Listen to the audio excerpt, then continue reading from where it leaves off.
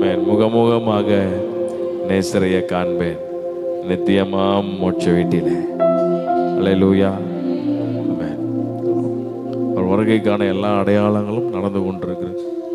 நம் தேசத்தில் எல்லா இடங்களும் திரும்பி பார்த்தீங்கன்னா ஒரு வருகைக்கான ஒவ்வொரு அடையாளங்களும் மத்தேயு சுவிசேஷ புஸ்தகம் 24ஆம் அதிகாரத்தில் சொல்லப்பட்ட ஒவ்வொரு காரியங்களும் நிறைவேறி கொண்டிருக்கிற கடைசி காலத்திலே நாம் வாழ்ந்து கொண்டிருக்கிறோம்.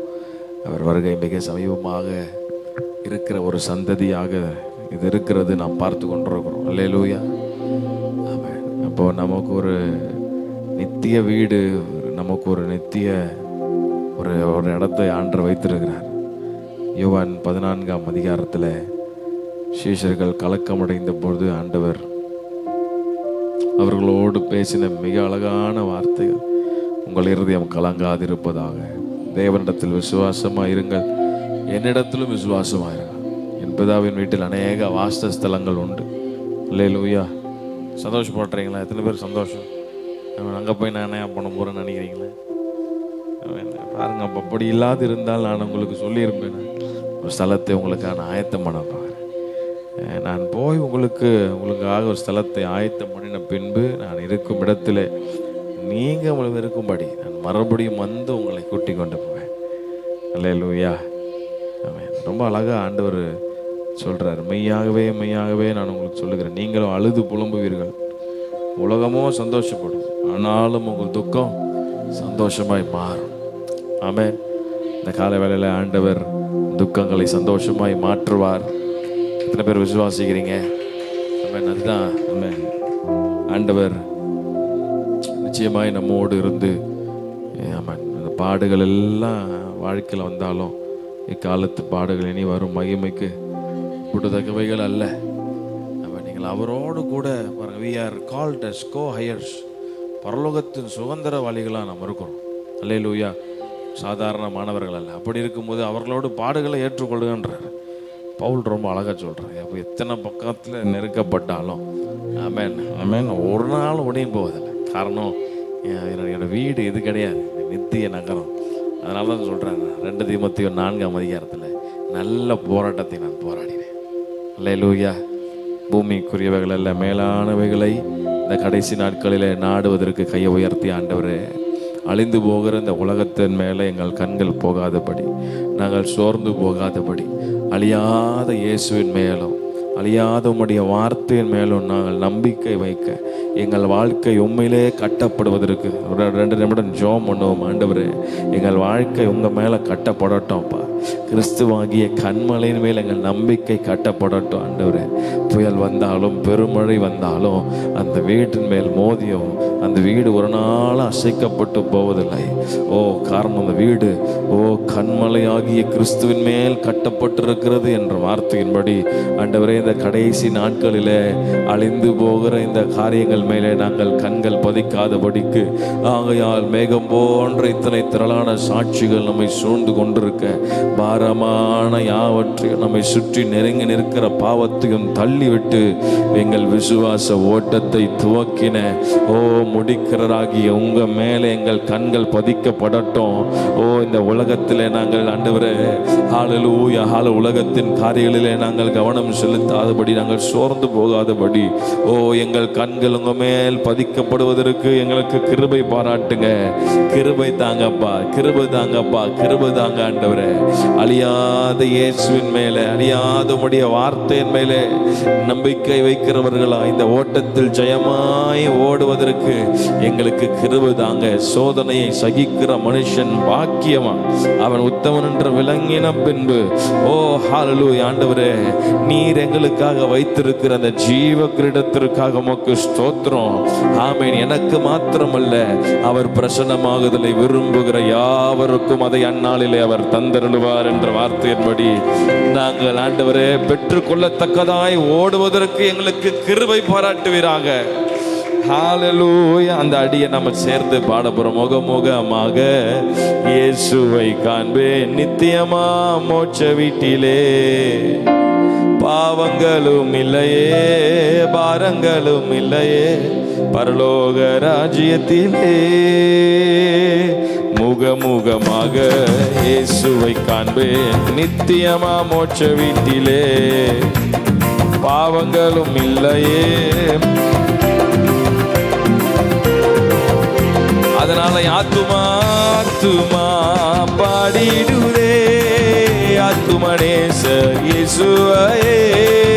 ஆத்துமா ஆத்துமனேசர் இயேசுவையே துதித்திடும் என் உள்ளம் என்றும் போற்றிடும் என் உள்ளம் என்றும் துதித்திடும் என் உள்ளம் என்றும் போற்றிடும் என் உள்ளம் என்றும். என் முழு உள்ளம் இயேசுவை பாடும் என்றென்றும் ஸ்தோத்தரிக்கும். அவர் செய்த நன்மைகள் யாவையும் சொல்லியே என் உள்ளம் என்றென்றும் போற்றும். பாடுவோம். என் முழு உள்ளம் இயேசுவை பாடும் என்றென்றும் ஸ்தோத்தரிக்கும். அவர் செய்த நன்மைகள் யாவையும் சொல்லியே. ஆத்துமா கடைசியாக ஆத்துமா பாடிடுதே ஆத்துமனேசர் இயேசுவையே. பாடிடுதே ஆத்துமனேசர் இயேசுவையே துதித்திடும். Thank you Lord.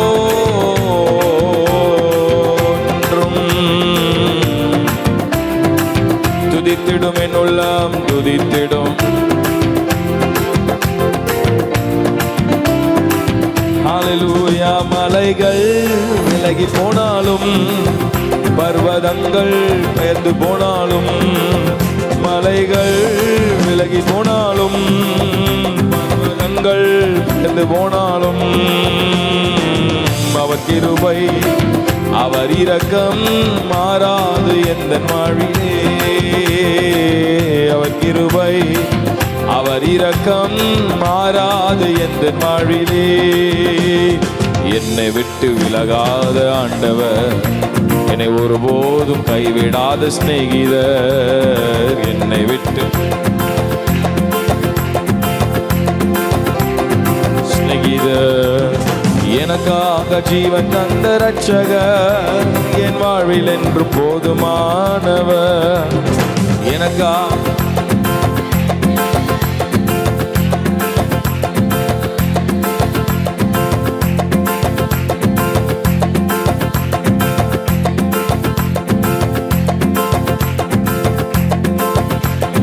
விலகி போனாலும் பர்வதங்கள் பெயர்ந்து போனாலும் அவர் கிருபை அவர் இரக்கம் மாறாது.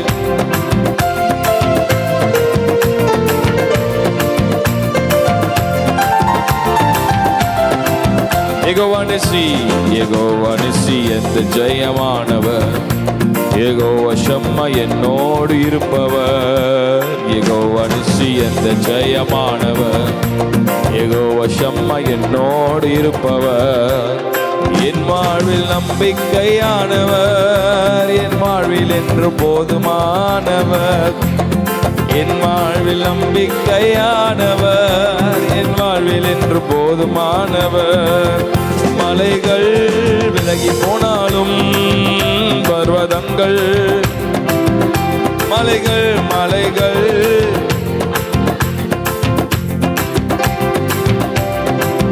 அவர் கிருபை அவர் இரக்கம் மாறாது எந்தன் வாழ்விலே.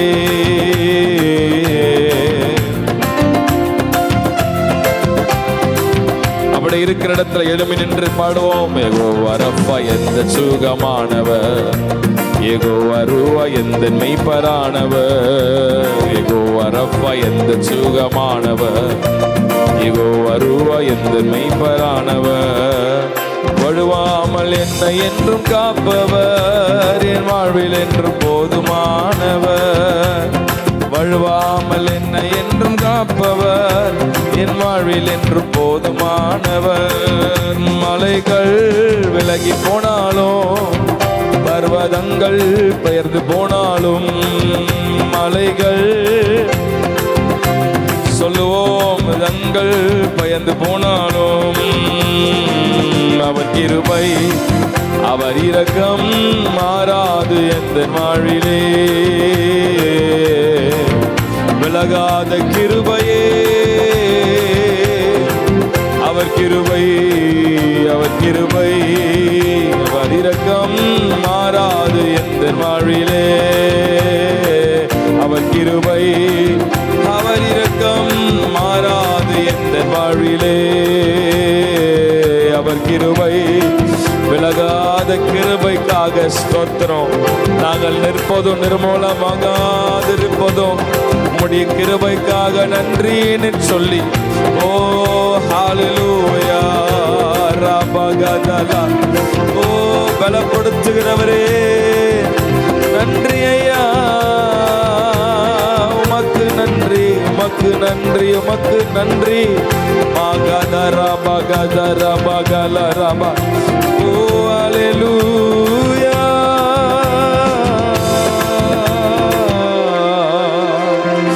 ஹல்லேலூயா, ஹல்லேலூயா ரபகதல ரபதலபா. ஒரு புதிய பலத்தால் இந்த காலவேளையில் ஆவியானவர் நம்மை நிரப்புகிறார். ரபகதலகதரமகலா, உங்கள் சரீரங்களிலே ஒரு புதிய பலன். மகரமா கதரமா ரபக ஷகதல ரகதல மகரா ரிபகல கதுரமா கதுரமா கதலரா. ஹல்லேலூயா, புது பலன் அடைந்திடுவார், நீ புது பலன் அடைந்திடுவார், நீ புது பலன் அடைந்திடுவார், நீ புது பலன் அடைந்திடுவார். புது பலன் அடைந்திடுவே நான், புது பலன் அடைந்திடுவே நான், புது பலன் அடைந்திடுவே நான், புது பலன் அடைந்திடுவே. கர்த்தருக்கு காத்திருந்து கழுகு போல் பலன் அடைந்து சட்டைகளை அடித்து உயரே எழும்பிடுவே. ஆமென். அவர் நம்மை புது பலத்தால் நிரப்புகிறார். சோர்ந்து போகிறவனுக்கு பலன் கொடுத்து சத்துவம் இல்லாதவனுக்கு சத்துவத்தை பெருக பண்ணுகிற தேவ ஆவியானவருடைய வரம் வல்லமை. ஆண்டவரே ஹல்லேலூயா, உம்முடைய ஆவியால் ஒரு விசை கூட இந்த காலவேளையில எங்களை உயிர்ப்பிக்கிறதற்காக ஸ்தோத்திரம்பா. உமக்கு நாங்கள் நன்றி செலுத்துகிறோம் ஆண்டவரே, நன்றி செலுத்துகிறோம். காலூன்றி நிற்பதற்கு ஓ இந்த காலை வேளையில ஒரு விசேஷித்த பலத்தை எங்கள் மேலே நீர் ஊற்றி கொண்டிருக்கிறதற்காக ஸ்தோத்திரம். ஹல்லேலூயா, புது பலன் அடைந்திடுவே நான், புது பலன் அடைந்திடுவே நான், புது பலன் அடைந்திடுவே நான், புது பலன் அடைந்திடுவே, புது பலன் அடைந்திடுவே நான், புது பலன் அடைந்திடுவே நான். கர்த்தருக்கு காத்திருந்து, கர்த்தருக்கு காத்திருந்து அழுகு போல் பலன் அடைந்து செட்டைகளை அடித்து உயரே எழும்பிடுவேன். பாடுவோம். கர்த்தருக்கு காத்திருந்து, ஓ கழுகு போல் பலன் அடைந்து செட்டைகளை அடித்து உயரே புது பலன் அடைந்திடுவே நான்,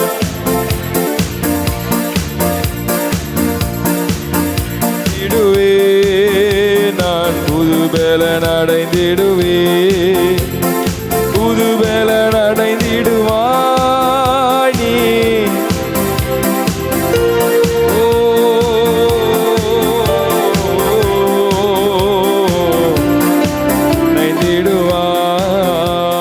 கர்த்தரில் பலனடையும் பாக்கியம் பெற்றிடுவார். பலத்தின் மேல் பலனடைந்து சீயோனுக்கு வருவாய். பாடுங்க. கர்த்தரில் பலனடைந்து பாக்கியம் பெற்றிடுவார். பலத்தின் மேல் பலனடைந்து சீயோனுக்கு வருவாய். புது பலன் அடைந்திடுவேன், புது பலன் அடைந்திடுவேன். நான் பாடிக்கொண்டிருக்கும் போதே புது பலன் அடைந்திடுவேன்.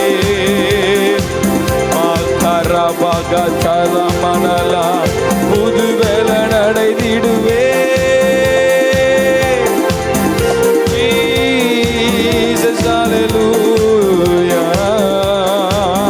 நான் புது பலன் அடைந்திடுவேன்.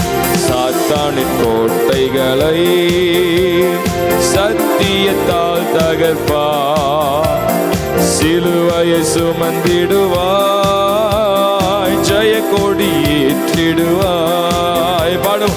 சாத்தானின் கோட்டைகளை சத்தியத்தால் தகர்ப்பார். சிலுவையை சுமந்திடுவாய், ஜெய கொடி. புது பலன் அடைந்திடுவேன், புது பலன் அடைந்திடுவேன்.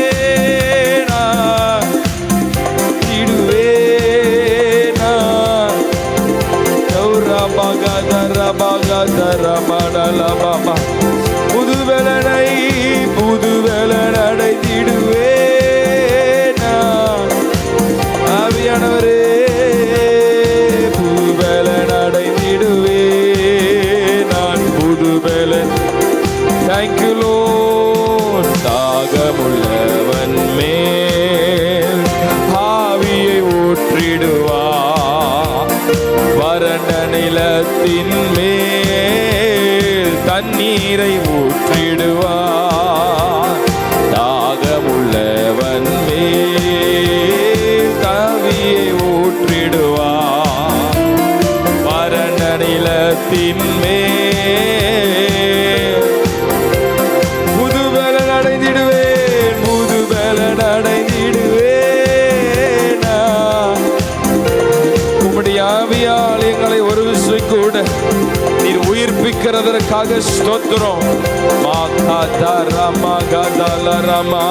புது பலன் அடைந்திடுவேன்,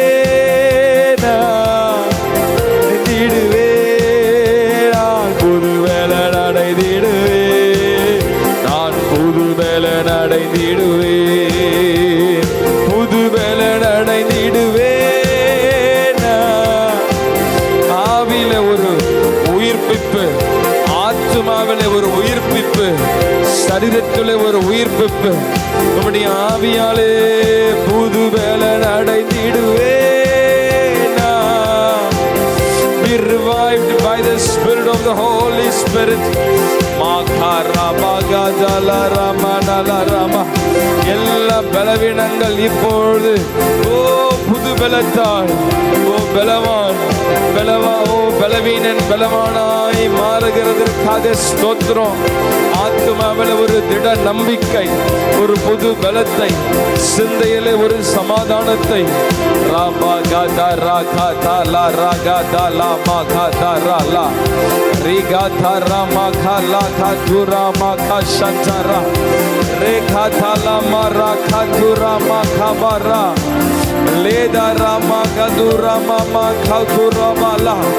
புது பலன் அடைந்திடுவேன், நான் புது பலன் அடைந்திடுவேன், நான் புது பலன் அடைந்திடுவேன், நான் புது பலன் அடைந்திடுவேன்.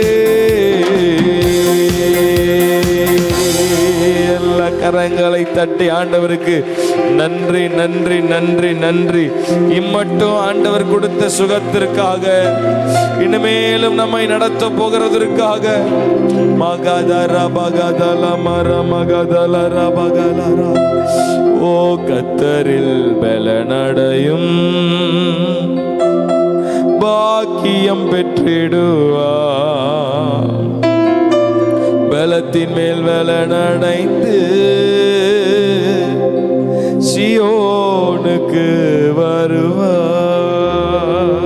கரங்களை உயர்த்தி பலத்தின் மேல் பலன் அடைகிற அனுபவம் Magadara Magadara Shegaladara Magadara Urabagadala Rama Irabana Lahandara Makanduru Magara Magashandara Gaduraba Legada Rama Kanturokaba Riba Lagada Ramaga Legora Shanda Rama Kantura Ribaga Lagatura Manama.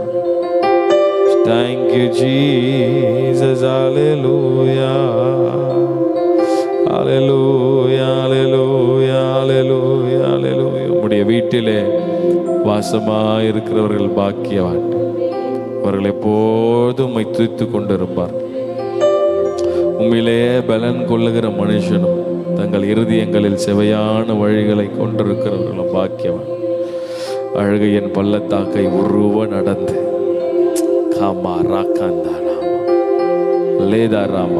அந்த கால வேளையில் ஆவியானவர் நம்மை உற்சாகப்படுத்துகிறார். அழுகையின் பள்ளத்தாக்கை உருவ நடப்பீர்கள், அதை நீரூற்றாக்கி கொள்ளுகிறீர்கள். மழையும் குளங்கள் நிரப்பும்.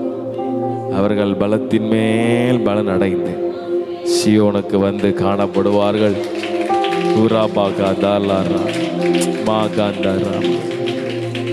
சேனைகளின் கர்த்தாவே, என் விண்ணப்பத்தை கேளும். யாக்கோபின் தேவனே செவி கொடும். எங்கள் கேடகமாகிய தேவனே ஷாபாலாகாதாரா கண்ணோக்கமாயிரும். நீர் அபிஷேகம் பண்ணினவரின் முகத்தை பாரும். 1000 நாட்களை பார்க்கிற முடியும். பிரகாரங்களில் செல்லும் ஒரு நாள் நல்லது. அகமிய கூடாரங்களில் வாசமாயிருப்பதை பார்க்கிறோம். என் தேவனுடைய ஆலயத்தின் வாசற்படியில் காத்திருப்பதை தெரிந்து கொள்ளுவேன். தேவனாகிய கர்த்தர் சூரியனும் கேடகமானவர். கர்த்தர் கிருபையும் மகிமையும் அருளுவார். உத்தமமாய் நடக்கிறவர்களுக்கு நன்மையை வழங்காதிரார். சேனைகளின் கர்த்தாவே, உம்மை நம்புகிற மனுஷன் பாக்கியவான்.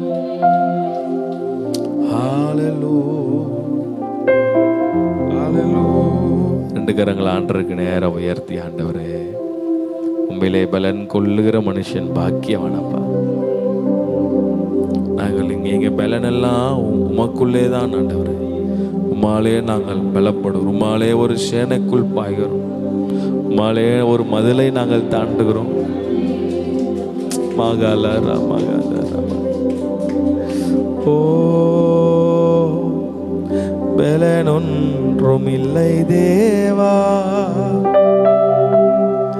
ஆவியால் பலப்படுத்தும். சத்துவமில்லாத எனக்கு சத்துவம் தந்தருளும். சத்துவமில்லாத எனக்கு சத்துவம் தந்தருளும்.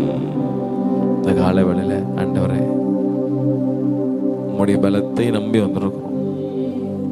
அழுகையோடும் விண்ணப்பங்களோடும் உபவாசத்தோடும் உம்முடைய பிள்ளைகள் ஆலயத்திற்கு வந்திருக்கிறாங்க.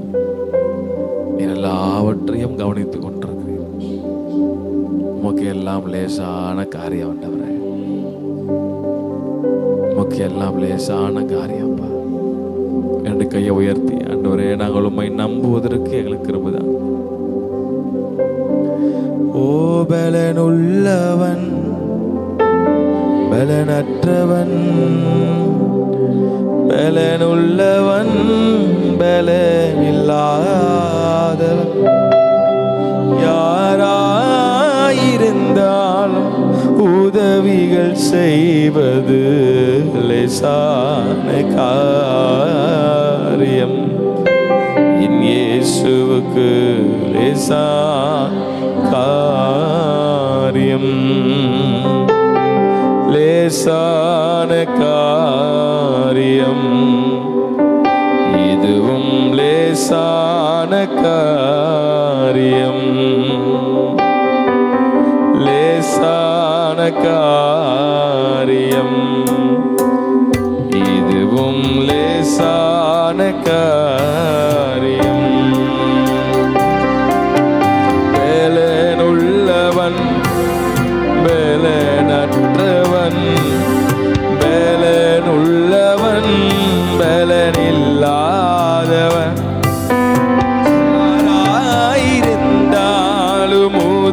உதவிகள் செய்வது லேசான சுவுக்கு லேசான காரியம். மண்ணை பிசைந்து மனிதனை படைப்பது லேசான காரியம். மண்ணை பிசைந்து மனிதனை படைப்பது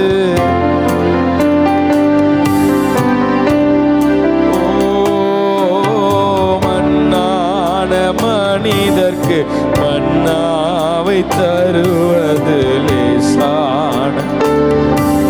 உம்முடைய கை குறுகி போகவே இல்லை ஆண்டவரே.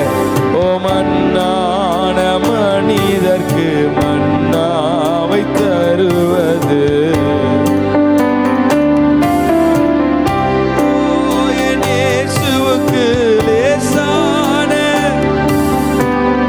கரங்களை உயர்த்தி பலனுள்ளவன் பலனுள்ளவன் பலனற்றவன் பலனுள்ளவன் பலனில்லாதவன் யாராயிருந்தாலும் உதவிகள் செய்வது லேசான. என் இயேசுவுக்கு லேசான.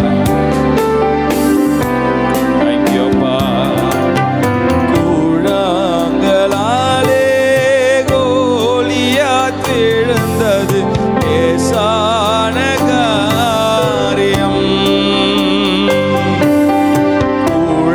கூழாங்கலாலே கோலியாத் எழுவது.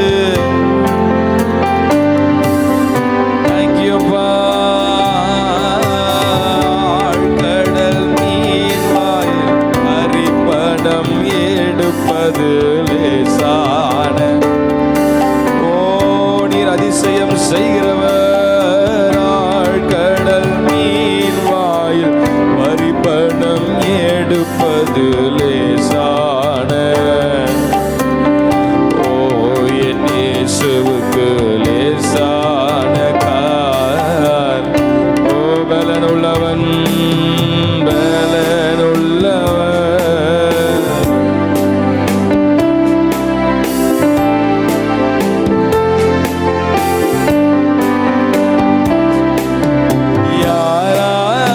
யாராயிருந்தாலும் உதவிகள் செய்வது லேசான.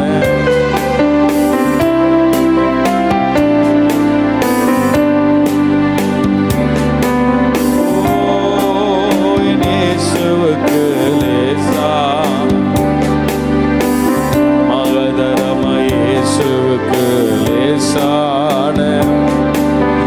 எங்களை அசைத்து சொல்லுவோம்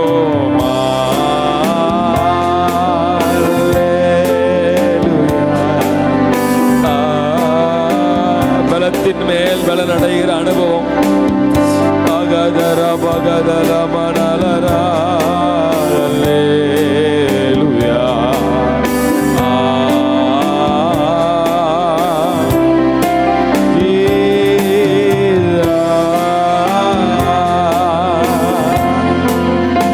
பரகதரபலா கிரிதலமகதுரமணலா சந்தகதரமா சகரபலம் ராகதனமணலா. அல்லேலூயா அல்லேலூயா.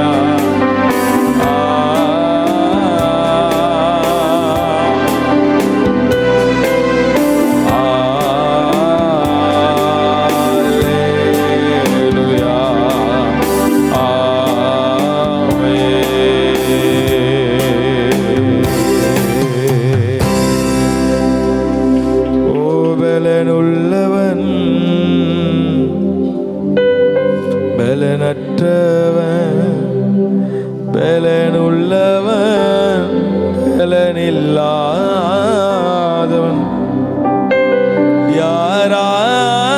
யாராயிருந்தாலும் உதவிகள் செய்வது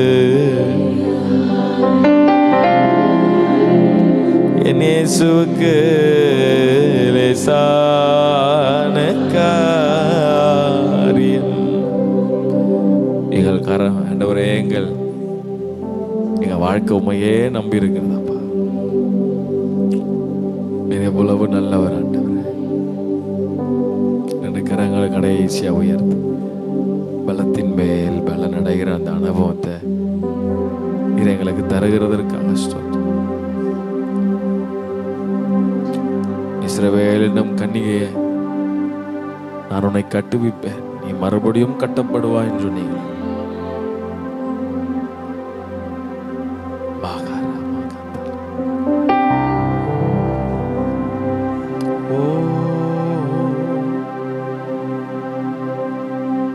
பிரசன்னமே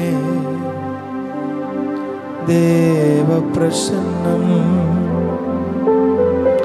நம்மை பலப்படுத்தும் நல்ல பிரசன்னம்.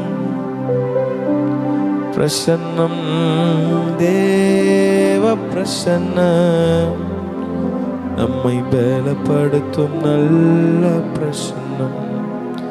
காலையில் ஆவியானவருடைய பிரசனை மட்டும் நம்மை நடத்தினபடியினால், பலத்தின் மேல் பலன் தந்தபடியினால், ஓ ஹல்லேலூயா, சமாதானம் தந்தபடியினால், நம்மை விடுதலை செய்தபடியினால், ஓ நல்ல கரங்களை தட்டி அவருக்கு எல்லா கனம் மாட்சிமை மகிமை ஒருவருக்கே உண்டாவதாக. நல்ல கரங்களை தட்டி புது பலத்தை நாங்கள் பெற்றுக்கொண்டோம் நிச்சயத்தோடு. ஹல்லேலூயா. நல்லவர் அவர், ரொம்ப ரொம்ப நல்லவர். ஆமென்.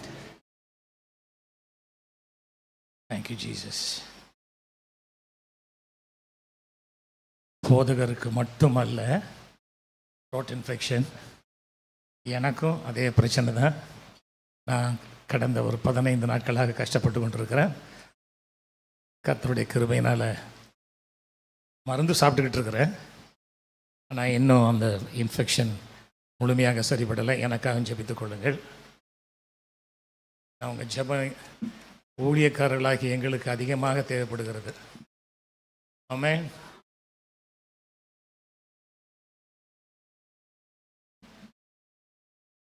இந்த நாளிலும் கொஞ்ச நேரம் வழக்கத்திற்கு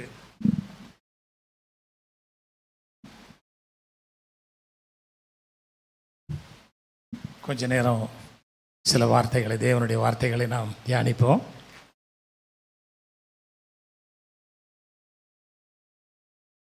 ஒன்று கொரிந்தியர் 4வது அதிகாரம்,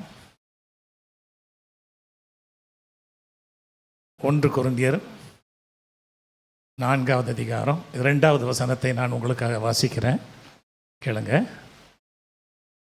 மேலும் உக்ரானக்காரன் உண்மை உள்ளவன் என்று காணப்படுவது அவனுக்கு அவசியமாம். மேலும் உக்ரானக்காரன் உண்மை உள்ளவன் என்று காணப்படுவது அவனுக்கு அவசியமாம். உக்ரானக்காரனா யாருங்க?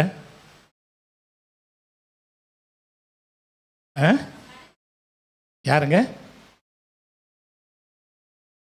சரி, இப்போ முதலாவது வசனத்தை வாசிக்கிறேன். இப்படியாக எந்த மனுஷனும் எங்களை கிறிஸ்துவின் ஊழியக்காரர் என்றும் தேவனுடைய ரகசியங்களின் உக்ரானக்காரன் என்றும் எண்ணிக்கொள்ள கடவன்.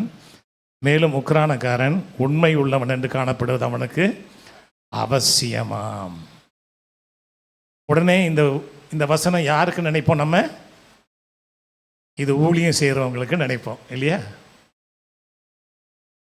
அதுதான் இல்லை அப்படின்னு உங்களுக்கு நான் சொல்ல வந்திருக்கிறேன். இது ஊழியம் செய்கிறவர்களுக்காக அல்ல என்பதை நாம் சரியாக புரிந்து கொள்ள வேண்டும். உண்மையிலேயே இது ஊழியம் செய்கிறவங்களுக்கு தான், ஊழியம் செய்யாதவங்களுக்கு அல்ல, இது ஊழியம் செய்கிறவங்களுக்கு தான். ஏன்னா நீங்கள் 1 பேதுரு 4:10 நான் உங்களுக்காக வாசிக்கிறேன், அதை கொஞ்சம் கவனிங்க. 1 பேதுரு 4:10 நான் உங்களுக்காக வாசிக்கிறேன். அவனவன் பெற்ற வரத்தின்படியே நீங்கள் தேவனுடைய பற்பல கிருபையுள்ள ஈவுகளை பகிர்ந்து கொடுக்கும் நல்ல உக்ரானக்காரர் போல ஒருவருக்கொருவர் உதவி செய்யுங்கள். யாருக்கு எழுதுறாருங்க பேதுரு? பேதுரு யாருக்கு எழுதுறாருங்க? அன்னைக்கு உள்ள மக்களுக்கா? இல்லை, நமக்கு எழுதுறாருங்க. ஆமென். அதாவது என்ன சொல்றாரு? தேவனுடைய பற்பல கிருபையுள்ள ஈவுகளை பகிர்ந்து கொடுக்கும் நல்ல உக்கிரானக்காரர் போல ஒருவருக்கொருவர் உதவி செய்யுங்கள். அதாவது இங்க என்ன சொல்ல வர்றாரு? உக்கிரான ஊழியம் அப்படின்னா முதல்ல உதவுகிற ஒரு ஊழியம். இதை யாரை செய்யணும்னு சொல்றாருன்னா எல்லா விசுவாசிகளும். ஆமென். ஆகவே இப்போ உக்கிரானக்காரர் யாருங்க? உக்கிரானக்காரர்னா யாரு? நான் தான். சொல்லுங்க, நான் தான் உக்கிரானக்காரன். ஆமென். ஆங்கிலத்தில் ஸ்டூவர்ட் அப்படின்னு சொல்லுவாங்க, ஓவர்சியர்னு சொல்லுவாங்க, ஸ்டூவர்ட். என்ன? ஸோ எதுக்கு சொல்ல வரேன்னா, இந்த உக்கிரான ஊழியம் என்பது மிக மிக முக்கியமான ஊழியம். இந்த ஊழியத்தை குறித்து நாம் சரியாக தெரிந்து கொள்ள வேண்டும். அதே பேதுரு அடுத்த வசனத்தில் எழுதுகிறாரு, 1 பேதுரு 4:11, ஒருவன் போதித்தால் தேவனுடைய வாக்கியங்களின்படி போதிக்க கடவன், ஒருவன் உதவி செய்தால் தேவன் தந்தரின் பலத்தின்படி செய்ய கடவன். போதும், செய்ய கடவன். போதும். இதை கொஞ்சம் தெளிவாக எழுதுகிறாரு. யாரு? பவுல் கொஞ்சம் தெளிவாக எழுதுகிறார். இதை குறித்து பேசும் பொழுது பவுல் சில காரியங்களை எழுதுகிறார். அவர் எழுதும்போது பார்த்தீங்கன்னா, நீங்கள் 2வது ரோமர் 12 6வது வசனத்திலேருந்து நான் உங்களுக்காக வாசிக்கிறேன். 8 வரை நான் உங்களுக்காக வாசிக்கிறேன். நமக்கு அருளப்பட்ட கிருபையின்படியே நாம் வெவ்வேறான வரங்கள் உள்ளவனானபடியினாலே நம்மில் தீர்க்க தரிசனம் சொல்லுகிற வரத்தை உடையவன், விசுவாச பிரமாணத்திற்கு ஏற்றதாக சொல்ல கடவன், ஊழியம் செய்கிறவன் ஊழியத்திலும், போதிக்கிறவன் போதிக்கிறதிலும், புத்தி சொல்லுகிறவன் புத்தி சொல்லுகிறதிலும் தரித்திருக்க கடவன், பகிர்ந்து கொடுக்கிறவன் வஞ்சனை இல்லாமல் கொடுக்க கடவன், முதலாளியானவன் ஜாக்கிரதையாக இருக்க கடவன், இரக்கம் செய்கிறவன் உற்சாகத்துடனே செய்ய கடவன். இப்படி உக்கிரான ஊழியத்தில் பலவித நிலைகள் இருப்பதை பவுலும் விளக்குகிறார். பவுல் நமக்கு விளக்குகிறார். ஆகவே நாம் ஒன்று ஞாபகம் வச்சுக்கிறணும், உக்கிரானக்காரர் யார் அப்படின்னா நாம் தான் திருச்சபையில் உக்கிரானக்காரர்களாக செயல்பட வேண்டும் என்பது தேவனுடைய திட்டம், சித்தம். நம்ம நினச்சிக்கிட்டு இருக்கிறோம் ஊழியக்காரங்க தான் ஊழியம் செய்யணும் அப்படின்னு. இல்லைங்க, நாம் அனைவருமே ஊழியம் செய்வதற்காக தேவனால் அழைக்கப்பட்டவர்கள். காரணம் ஏன் அப்படின்னா,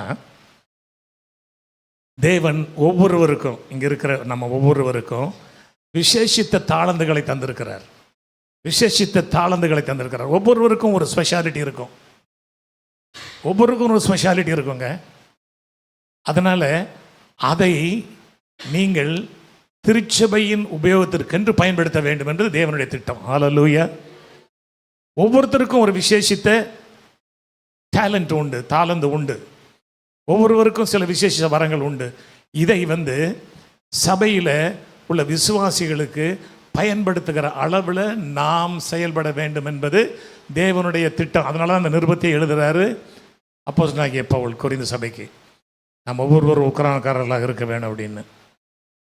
சரி, ஒரு சில உக்கிரானக்காரர்களை குறித்து நான் உங்களோடு கூட பேச விரும்புகிறேன். ஏன்னா அவர்களிடமிருந்து நாம் சில பாடங்களை கற்றுக்கொள்ள முடியும். ஆகவே வேதத்தில் உள்ள சில உக்கிரானக்காரர்களை குறித்து, உக்கிரானக்காரனா விசாரணைக்காரன்னு சொல்லலாம், உக்கிரானக்காரனா ஓவர்சியர் மேற்பாளர்கள்னு சொல்லலாம். ஆகவே வேதத்தில் பார்த்தீங்கன்னா நமக்கு ஆதியாகமத்தில் 39வது அதிகாரத்தில் நமக்கு ஒரு நல்ல மனிதரை தெரியும். ஆதியாகமம் 39வது அதிகாரத்தில் 4வது வசனத்தை 5வது வசனத்தை நான் படிக்கிறேன். யோசேப்பினிடத்தில் தயவு வைத்து அவனை தனக்கு ஊழியக்காரனும் தன் வீட்டுக்கு விசாரணை காரணமாக்கி தனக்கு உண்டான யாவற்றையும் அவன் கையில் ஒப்புவித்தான். அவனை தன் வீட்டுக்கும் தனக்கு உண்டான எல்லாவற்றிற்கும் விசாரணைக்காரனாக்கினது முதற்கொண்டு கர்த்தர் யோசேப்பு நிமித்தம் அந்த எகிப்தின் வீட்டை ஆசீர்வதித்தார். வீட்டிலும் வெளியிலும் அவனுக்கு உண்டானவைகள் எல்லாவற்றிலும் கர்த்தருடைய ஆசீர்வாதம் இருந்தது. 6வது வசனத்தை வாசிங்க.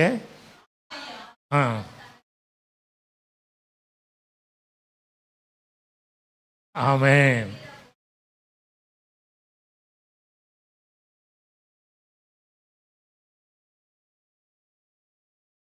பெரிய எழுத்தாரு.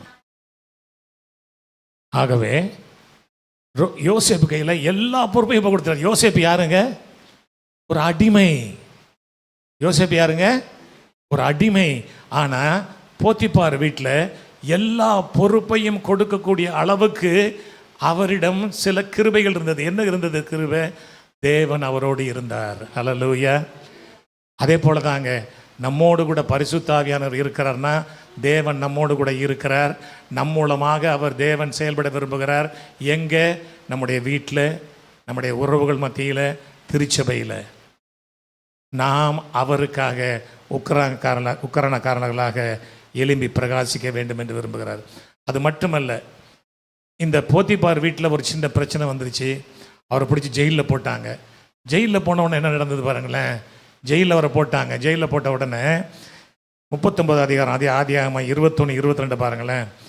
கர்த்தர் யோசேப்போடு இருந்து அவன் மேல் கிருபை வைத்து சிறைச்சாலை தன்னுடைய தயவு அவனுக்கு கிடைக்கும்படி செய்தார்.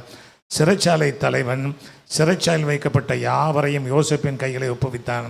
அங்கே அவர்கள் செய்வதெல்லாவற்றையும் யோசேப்பு செய்வித்தான். எதுக்காக சொல்கிறேன் அப்படின்னா, எனக்கும் திருச்சபையில் சில கடமைகள் உண்டு, அதையும் நான் செய்ய வேண்டும் என்பதை நாம் இன்று உறுதிப்படுத்திக் கொள்ள வேண்டும்.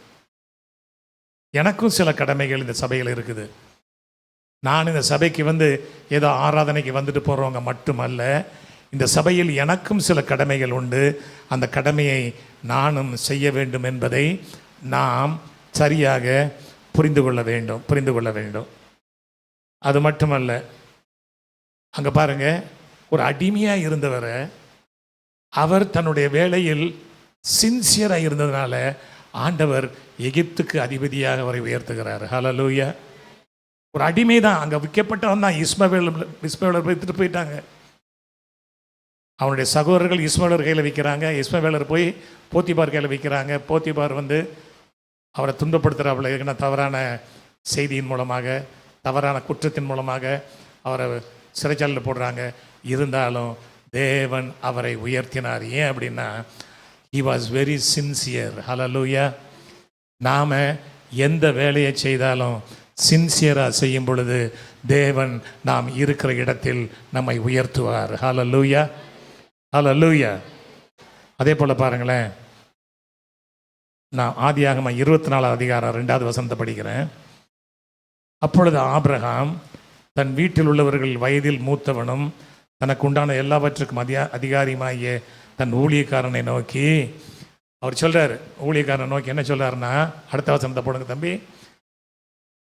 கானானியருடைய குமாரத்திகள் நீ குமாரனுக்கு பெண் கொள்ளாமல் நீ எங்கள் சொந்த ஊருக்கு போய் அங்கேருந்து என்னுடைய சொந்தத்திலிருந்து நீ ஒரு பெண் பார்த்துட்டு வா அப்படின்னு சொல்கிறார். இவர் ஒரு வேலைக்காரன் தான். யாருக்கு? ஆபிரகாமுக்கு ஒரு வேலைக்காரன் தான். அவர் பேர் என்னங்க? எலியேசர். எப்படி தெரியும் உங்களுக்கு? அங்கே எழுதியிருக்க 24 அதிகாரத்தில் எங்கேயுமே எழுதலைங்க. ஆனால் அவர் எலியேசர் நம்ம சொல்ல காரணம், ஆதியாகமம் 15வது அதிகாரத்தில் 2வது வசனத்தில் ஆபிரகாம் என்ன சொல்கிறாருன்னா பாருங்களேன். என்ன சொல்கிறாருன்னா, அதற்கு ஆபிரகாம், கர்த்தராகிய ஆண்டவரே, அடியேனுக்கு என்ன தருவீர்? நான் பிள்ளை இல்லாமல் இருக்கிறேனே. தமஸ்கு ஊரான இந்த எபிலியேசரின் வீட்டு விசாரணை கர்த்தனாக இருக்கிறானே என்றார். ஆகவே நாம் எல்லாம் என்ன பண்ணிக்கிறோம்? எலியேசர்னு நினச்சிட்டோம். கரெக்ட், எலியேசராக இருக்கலாம், அது இல்லாமல் இருக்கலாம். ஆனால் ஒன்று நமக்கு தெரியும், ஆபிரகாம் சொல்கிறாரு, என் வீட்டில் ஒரு சீரியன் தான் விசாரணை கர்த்தனாக இருக்கிறான், ஒரு அடிமை தான் இருக்கிறான் விசாரணை கர்த்தராக என்று அங்கே ஆபிரகாம் சொல்வதை நாம் பார்க்கிறோம். எதுக்காக சொல்லுகிறேன் என்றால், யோசேப்புனாலும் சரி, எலியேசர்னாலும் சரி, இவர்கள் கர்த்தரை முன்னிலைப்படுத்துகிறவர்கள். ஹல்லேலூயா. நீங்கள் படித்து பாருங்கள், 24 அதிகாரத்தில் ஆதியாகமத்தில் ஒவ்வொரு கட்டத்திலையும் எலியேசர் என்ன பண்ணுறாரு? ஜெபம் பண்ணுறாரு, ஆண்டவரை நோக்கி ஜெபம் பண்ணுறாரு. ஆண்டவரே இந்த காரியத்தை வாய்க்க பண்ணும். இவர் பார்க்க போகிறது ஒரு பொண்ணை பார்க்க போகிறாரு. யாருக்கு? தன்னுடைய எஜமானுக்கு, மகனுக்கு ஒரு பொண்ணை பார்க்க போகிறாரு. ஆனால் இவருடைய ஜெபம் தொடர்ந்து இருக்குது. ஐயா, என்னுடைய பிரயாணத்தை வாய்க்க பண்ணும். எனக்கு இந்த பெண்ணை நீங்கள் காட்டினீங்க, இந்த பெண்ணு தானே எனக்கு வெளிப்படுத்தும். அந்த பெண்ணை உடனே அப்பயே அங்கேயே பாதம் விழுந்து பணிந்து கொள்கிறார், ஒர்ஷிப் பண்ணுறார். எதுக்கு சொல்ல வரேன்னா, ஆண்டவருக்கு முதலிடம் கொடுக்கிற அனைவரையும் அவர் உக்ரானக்காரர்களாக பயன்படுத்த விரும்புகிறார். ஹல்லேலூயா, ஹல்லேலூயா.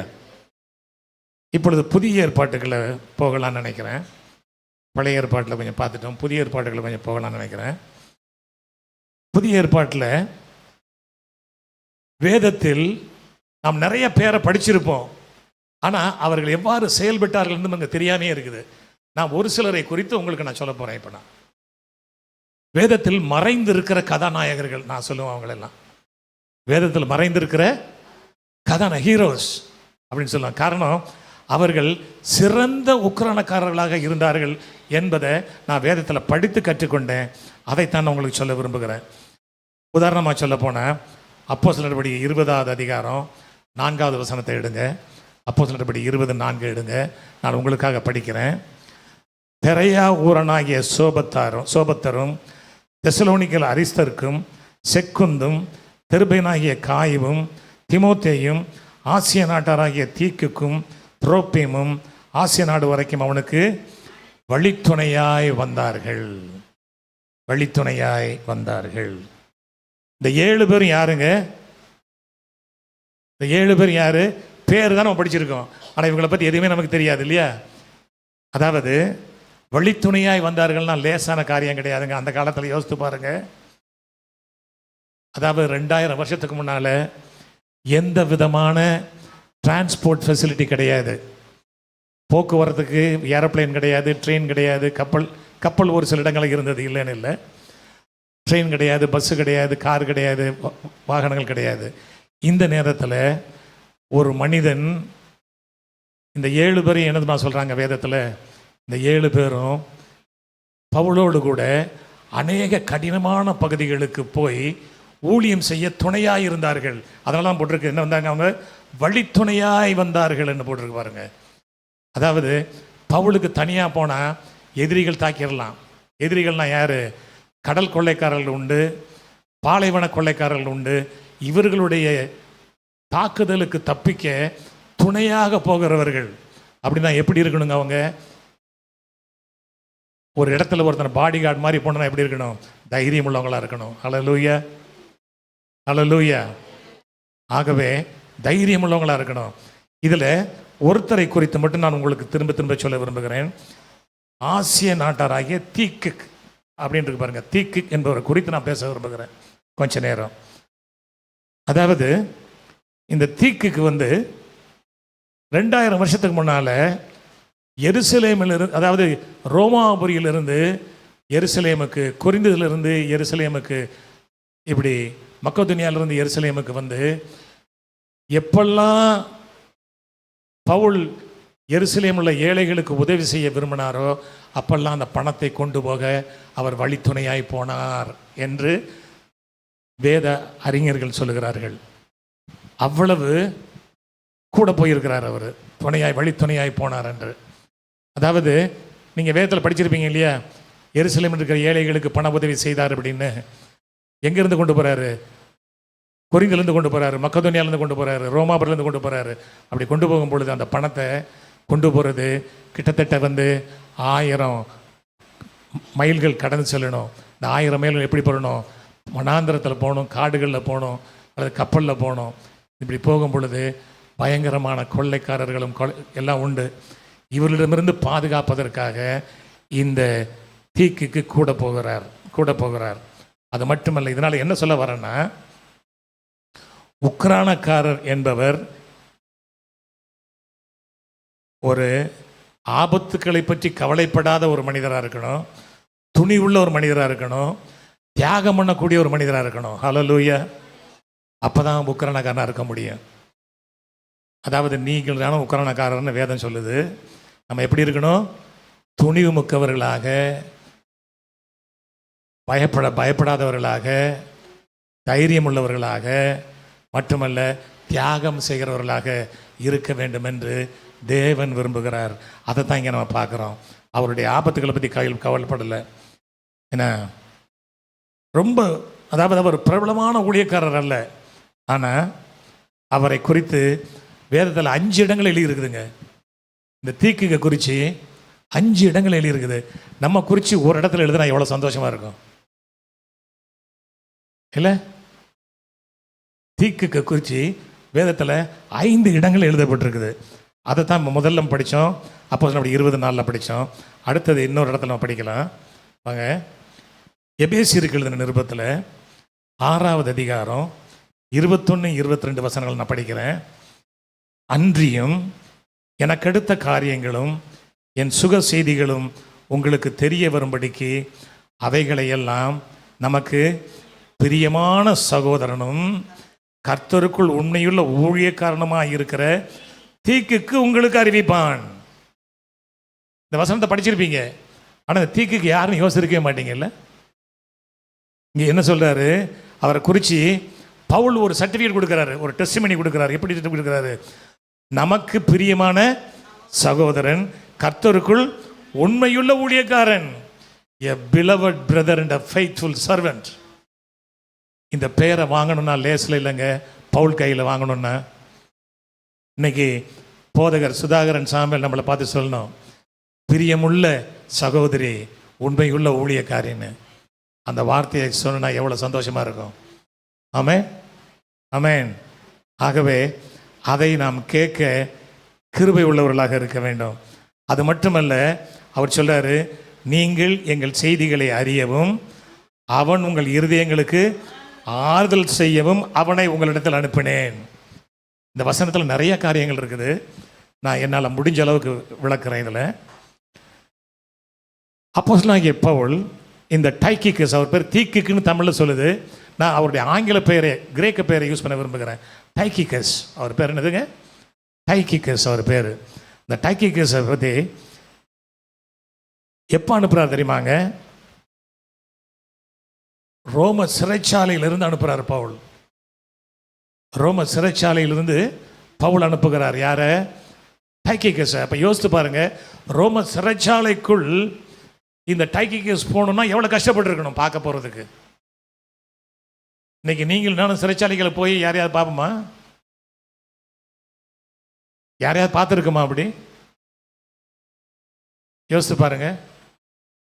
அதுவும் ரோம சிறைச்சாலை, கொடுங்கோல் அரசன் வாழ்ந்த காலத்தில் உள்ள ரோம சிறைச்சாலைகளில் போய் ஒரு ஊழியக்காரனை பார்த்து அவருக்கு ஆறுதல் சொல்லிட்டு அங்கேருந்து வர்றார். வரும்போது அவர் என்ன செய்கிறாருன்னா, இங்கே பவுல் அவரை குறித்து எழுதுகிறார், பிரியமான சகோதரன், உண்மையுள்ள ஊழியக்காரன், நீங்கள் எங்கள் செய்திகளை அறியவும். அப்படின்னு என்ன அர்த்தம்? எங்களை குறித்து உங்களுக்கு திட்டமாக சொல்லுவார் அவர். அதாவது கூட்டி குறைச்சி சொல்ல மாட்டார். எப்படி சொல்லுவாருங்க? சரியாக சொல்லுவார். இன்னைக்கு பாருங்களேன், நம்ம ஒரு காரியத்தை கேட்டோம்னா, போதகரே நிறைய சில வருடங்களுக்கு முன்னாடி விளக்கியிருக்கிறாங்க. ஒரு சென்டென்ஸை ஒருத்தர் சொன்னீங்கன்னா ஒரு 20 பேர் தாண்டி வரும்போது எப்படி வந்துடும்? அது உருவமே மாறி வந்துடும். ஆனால் பவுல் நம்பி இவரை அனுப்புகிறார். அதாவது எங்கள் காரியங்கள் எப்படி இருக்குது, சிறைச்சாலைகள் நாங்கள் எப்படி இருக்கிறோம், இன்னைக்கு கிறிஸ்தவம் எப்படி இருக்கிறது, இன்னைக்கு என்ன செய்யணும்னு அனுப்புகிறாரு. அங்கே உண்மையை சொல்ல அனுப்புகிறார். அப்படின்னு என்ன அர்த்தம்? உண்மையை பேசுகிற ஒரு ஊழியக்காரன். ஹல்லேலூயா. உண்மையை பேசுகிற ஒரு ஊழியக்காரனாக இருந்தார். அதனால தான் உண்மையுள்ள ஊழியக்காரன் எழுதுகிறார். அவர் ஃபெய்த்ஃபுல் சர்வெண்ட்னு எழுதுகிறாரு. அது மட்டுமல்ல, அங்கே எழுதுகிறாரு, அங்கே பார்க்கறது மட்டும் கஷ்டமல்ல, அவருடைய நிலைகளை எல்லாம் சொல்கிறது மட்டுமல்ல, இங்கே ஒரு வார்த்தை கூட வருது பாருங்களேன், அவன் உங்கள் இருதயங்களுக்கு ஆறுதல் செய்யவும். அப்படின்னா என்ன அர்த்தங்க? தேவரால் டிஸ்டர்ப்டு. அதாவது எபேசு சபையில் இருந்தவர்களுக்கு ஒரு வேதனைக்குரிய காரியம். என்ன காரியம்னா, எபேசு சபையில் அந்த நேரத்தில் நல்ல போதகர்கள் கிடையாது. நான் சொல்றது புரியுதா? எபேசு சபையில் ஒரு நல்ல போதகர் இல்லை. ஏன் இல்லைன்னா, எபேசு சபையை நடத்தினது யாரு? பவுல் 2-3 வருஷம் நடத்துகிறாரு, ஜெயிலில் போயிடுறாரு. அப்போ அங்கே நல்ல போதகர்கள் இல்லை. என்ன ஆகுதுன்னா, அங்கே பலவிதமான போதனைகள் வர ஆரம்பிக்குது. எபேசுனா உங்களுக்கு தெரியும், எபேசு எப்படிப்பட்ட இடம்? விக்கிரக ஆராதனை நிறைந்த இடம், பெண் வழிபாடு நிறைந்த இடம், தேவதை வழிபாடு நிறைந்த இடம், சகலவித பாவங்கள் நிறைந்த இடம். இந்த இடத்துல சபை இருந்ததுன்னா கொஞ்ச காலத்தில் தவறான போதனைகள் வந்ததுன்னா என்ன நடக்கும்? அங்கே சபை சீரழிந்து போகும். அந்த சபையை திரும்ப கட்டுவதற்கு இவரை அனுப்புகிறார். அதாவது இதில் என்ன விளக்கம் சொல்ல வரேன்னா, அந்த சபைகளை இப்போ யார் இல்லை? பவுல் இல்லை. பவுல் இல்லாத நேரத்தில் அந்த சபையை பாதுகாத்து கொள்வதற்காக டைக்கிக்கஸ் அனுப்புகிறார், தீக்குக்கு அனுப்புகிறார் அவர். அப்போ நான் யோசித்து பாருங்க, இங்கே நம்ம தீக்குக்குன்னா யாருன்னே தெரியாதுன்னு நினைக்கிறோம். ஆனால் இந்த தீக்குக்கு ஒரு அழகான போதக அபிஷேகம் உள்ள ஒரு மனிதர். ஹல்லேலூயா. அதாவது ஒரு சபையை நடத்தக்கூடிய திறமை உள்ள ஒரு மனிதர், வேதத்தை அறிந்த ஒரு மனிதர், சின்சியரான ஒரு மனிதர். பவுல் எப்படி ப்ரீச் பண்ணாரோ அதே போல் ப்ரீச் பண்ணக்கூடிய ஒரு தகுதி நிறைந்த ஒரு மனிதர் என்று தெரிஞ்சபடினால தான் பவுல் அவரை அனுப்புகிறார். ஹல்லேலூயா. இப்போ நான் சொல்கிறது புரியுதா? நான் சொன்னது புரிஞ்சுதா? அதாவது இப்போது இன்னைக்கு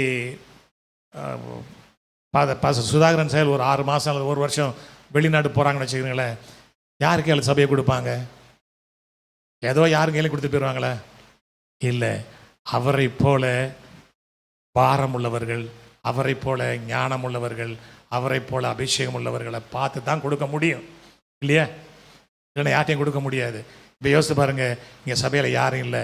அவருக்கு, அதாவது பவுல் தனக்கு சமமாக எண்ணி இவரை அனுப்புகிறார். ஹல்லேலூயா. அதுதான் முக்கியம். அதாவது திறமை வாய்ந்த ஒரு ஊழியக்காரன் மட்டுமல்ல, திறமை வாய்ந்த ஒரு ஊழியர், ஒரு உதவியாளர். அதாவது ஊழியர்கள் இல்லைன்னா என்ன ஆகும்? சபை என்ன ஆகுங்க? சபை பின்மாற்றத்தில் போயிடும், அல்லது மக்கள் வராமல் போயிடுவாங்க. ஆனால் ஒரு சிறந்த ஒரு மனிதன் இருக்க வேண்டும் என்பதற்காக அவர் இந்த டைக்கிகஸை அனுப்புகிறார். அதே போல் அந்த எபேசு சபை சீரழிந்து விடாமல் டைக்கிகஸ் அதை பாதுகாக்கிறார். பவுல் திரும்ப வர்ற வரைக்கும், அல்லது வேற ஒரு ஊழியக்காரங்க வர்ற வரைக்கும் அவர் பாதுகாக்கிறார். அதுதான் முக்கியமான ஒரு அம்சங்க அவர்கிட்ட. அது மட்டுமல்ல, இவர்கிட்ட ஒரு நல்ல குணங்கள் இருக்குன்னா, அந்த சர்ச்சை சரியான வழியில் சரியான போதனையில் நடத்தி கொண்டிருந்தார் அந்த டைக்கிகஸ். ரொம்ப ரொம்ப முக்கியங்க. இன்னைக்கு பலவிதமான போதனைகள் போய்கிட்டு இருக்குது. அதனால் யார்கிட்டையும் சபையை கொடுத்து விட முடியாது. ஒரு சபையை ஒருத்தட்ட கொடுக்க வேண்டும் என்றால் யார்கிட்ட கொடுக்க முடியும்?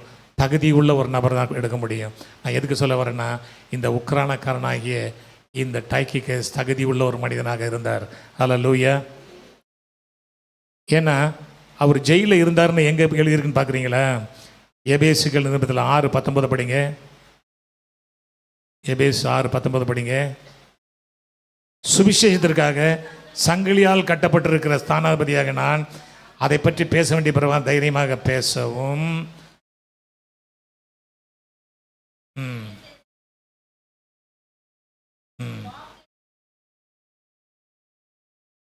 பண்ணுங்கள், அன்றியும் எனக்கு எடுத்த காரியங்களும் அப்படின்னு ஆரம்பிக்கிறார் இல்லையா?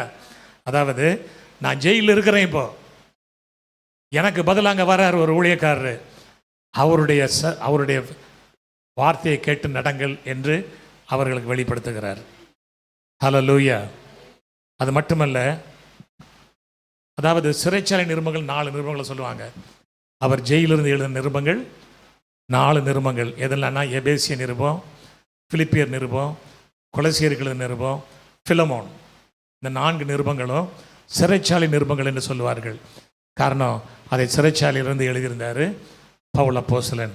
இதில் அடுத்த ஒரு சிறைச்சாலை நிருபத்தையும் யார் கொண்டு வர்றாருன்னா, இதே தீக்குக்கு கொண்டு வர்றாரு. பாருங்களேன், இதே சூழ்நிலையில் கொண்டு வர்றாரு. ஒரு தேவை வந்த உடனே பவுல் யாரை பார்க்குறாருன்னா, அவர் கூட நிறைய ஊழியக்காரங்க இருந்தாங்க கூட. ஆனால் அவர் யாரை பார்க்குறாரு பாருங்களேன். நீங்கள் உதாரணத்துக்கு எடுத்துக்கிறீங்க. இப்போ கொலோசியர்கள் நிருபத்தில் 4வது அதிகாரம் 7-8 வசனங்களை நான் உங்களுக்காக படிக்கிறேன். 7-8 வசனங்களை. பிரியமான சகோதரனும் உண்மையுள்ள ஊழியக்காரனும் கர்த்தருக்குள் எனக்கு உடன் வேலையாளுமாய் இருக்கிற தீக்குக்கு என்பவன் என் செய்திகள் எல்லாம் உங்களுக்கு அறிவிப்பான். உங்கள் செய்திகளை அறியவும் உங்கள் இருதயங்களை தேற்றவும் அவரை அனுப்புகிறேன் என்றார். பாருங்களேன், இப்பவும் ஜெயிலில் தான் இருக்கிறார். யாரு? பவுல் ஜெயிலில் தான் இருக்கிறார். இது 2வது விச ஜெயிலில் இருக்கிறார் அவர். அப்போ என்ன பண்ணுறாருன்னா வந்து இதே டைக்கிக்கஸை இதே தீக்குக்கு வந்து திரும்ப அனுப்புகிறார். எப்படி அனுப்புகிறாருங்க? எபேசுக்கு அனுப்பும் போதும் சரி, கொலசே பட்டணத்துக்கு அனுப்பும் போதும் சரி, எப்படி அனுப்புகிறார்? கையில் நிருபத்தை கொடுத்து அனுப்புகிறார். இந்த நிருபத்தை வாசிக்கணும், இந்த நிருபத்தின்படி செயல்படணுங்கிறதுக்காக நிருபத்தை கொடுத்து அனுப்புகிறார். அது மட்டுமல்ல, அவர் சொல்கிறாரு, இவன் எங்களுக்கு, அதாவது எங்களுடைய செய்திகளை உங்களுக்கு அறிவிப்பான், உங்கள் செய்திகளை அறியவும். இந்த வார்த்தை முக்கியங்க, உங்கள் செய்திகளை அறியவும். அப்படின்னு என்ன அர்த்தம்? What is their spiritual condition? கொலசேயப்பட்ட திருச்சபையினுடைய மக்களுடைய ஆவிக்குரிய நிலைமை எப்படி இருக்கிறது பார்க்கறதற்கு. அதாவது இது எதை குறிக்கிறது அப்படின்னா வந்து டைக்கிக்ஸனுடைய ஸ்பிரிச்சுவல் மெச்சூரிட்டியை, அதாவது ஆவிக்குரிய அனுபவத்தில் அவர் இருக்கிறார் என்பதை காட்டுகிறது. ஹல்லேலூயா. இந்த டைக்கிக்கஸ் வந்து ஒரு மனிதனுடைய ஆவிக்குரிய நிலையை சரியாக கண்டுபிடிக்க முடியும் என்ற அதை உணர்ந்து பவுல் அனுப்புகிறார். ஏன்னா அந்த வார்த்தையை சொல்றாரு, உங்கள் செய்திகளை அறியவும், உங்கள் இருதயங்களை தேற்றவும். உங்கள் இருதயங்களை தேற்றவும் அப்படின்னா என்ன விளக்கங்க? என்ன விளக்கம்னா, அதாவது is a man who can comfort people. அங்கே பாருங்க, ஊழியக்காரன். ஏன்னா இந்த கொலசே பட்டணத்தில் வந்து பவுல் ஊழியம் செய்யவே இல்லை. கொலசே பட்டணத்தில் ஊழியம் செய்தது யாருன்னா, அவர் பேர் எப்பாப்ராஸ். எப்பாப்ரா அப்படின்னு தமிழில் போட்டிருக்கோம். எப்பாப்ராஸ் என்பவர் தான் அந்த ஊழியத்தை கொலசே பட்டணத்தில் ஊழியம் செய்கிறார். அந்த ஊழியரை குறித்து நான் ஒரு சில வார்த்தைகள் சொல்ல விரும்புகிறேன். அந்த ஊழியர் எப்படிப்பட்ட ஊழியர்னா, அந்த ஊழியர் எங்கே இருக்கிறார் தெரியுமா? இப்போ அந்த ஊழியர் எங்கே இருக்கிறார்னா வந்து பவுல் கூட ஜெயிலில் இருக்கிறார். யார்? எப்பாப்ராசும் பவுல் கூட ஜெயிலில் இருக்கிறார். ஆகவே எப்பாப்ராசும் இல்லை, பவுலும் இல்லை ஊழியத்தில். ஆகவே அதை கவனிப்பதற்காக இந்த டைக்கிக்கஸ் அங்கே போகிறாரு. எப்படிப்பட்ட ஊழியம் அவர் செய்கிறார் என்றால், அந்த எப்பாப்ராஸ் செய்த ஊழியத்தை பாருங்களேன். எப்பாப்ராஸ் செய்த ஊழியத்தை, அதாவது நான் உங்களுக்கு படிக்கிறேன். கொலோசியர் 1வது அதிகாரம் 4வது வசனத்தை படிக்கிறேன். பரலோகத்தில் உங்களுக்காக வைத்திருக்கிற நம்பிக்கை நிமித்தம் நம்முடைய கர்த்தராகிய இயேசு கிறிஸ்துவின் பிதாவாகிய தேவனுக்கு ஸ்தோத்திரம் செலுத்தி எப்பொழுதும் உங்களுக்காக வேண்டுதல் செய்கிறோம். அந்த நம்பிக்கையை குறித்து நீங்கள் முன்னமே சத்திய வசனமாகிய சுவிசேஷத்தினாலே கேள்விப்பட்டீர்கள். அந்த சுவிசேஷம் உலகமெங்கும் பரம்பி பலந்தருகிறது போல உங்களிடத்திலும் வந்து நீங்கள் அதை கேட்டு தேவ கிருபையை சத்தியத்தின்படி அறிந்து கொண்ட நாள் முதல் அது உங்களுக்குள்ளும் பலன் தருகிறதாகிய இருக்கிறது. அதை எங்களுக்கு பிரியமான உடன் வேலையாலும் உங்களுக்காக கிறிஸ்துவின் உண்மையான ஊழியக்காரனமாக இருக்கிற எப்பாப்பனிடத்தில் நீங்கள் கற்றறிந்திருக்கிறீர்கள். ஆவிக்குள்ளான உங்கள் அன்பையும் அவனை எங்களுக்கு தெரியப்படுத்தினான்.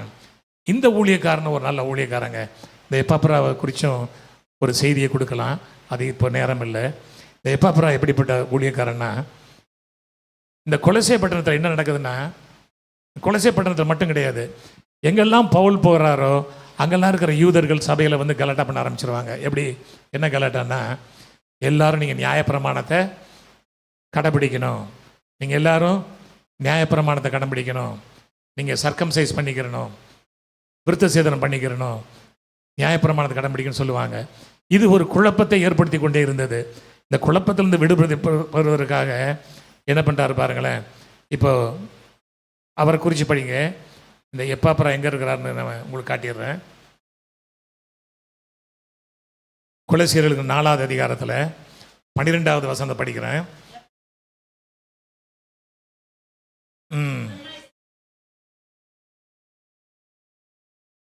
தேவனுக்கு சித்தமானவர்கள் எல்லாவற்றிலும்